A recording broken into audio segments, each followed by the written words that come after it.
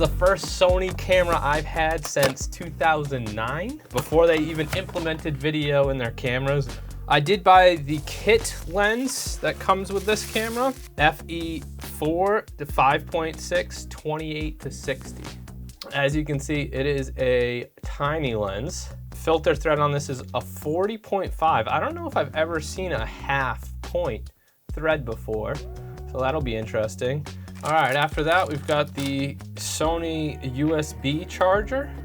Then we've got the Sony NP-FZ100 battery pack. One thing I really like about these batteries compared to other brands is this really holds a charge and it can power the camera for a long time. So then we've got the A7C strap here. I'm not a big camera strap guy, but it's in there if you want it. And if we pull the camera body out, we can see some cables down here.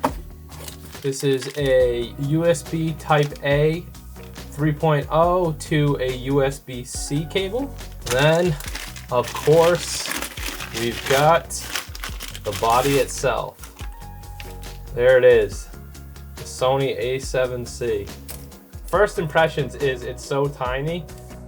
I bought this camera to be my main vlogging camera, but also to be a backup to my Canon C70 when I'm in a pinch. Here we go, we've got the full frame sensor. It's amazing that they can pack that big of a sensor in this small of a body.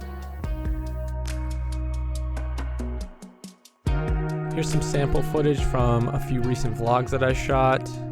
All of this beginning material is in HD, but it's at 120 frames per second. It's upscaled here to be on a 4K timeline.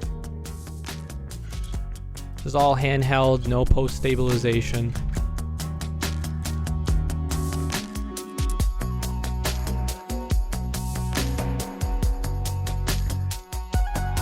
Now this is all 30 frames per second 4K files. All this is graded. I am not the best color grader. It's something I'm working on. If you guys have tips for this camera, let me know. I'm still trying to get used to that S-Log color science and kind of figuring out where I can push it and where I can't. The bit depth on this camera is only 420, so there's only so much you can push the image in post.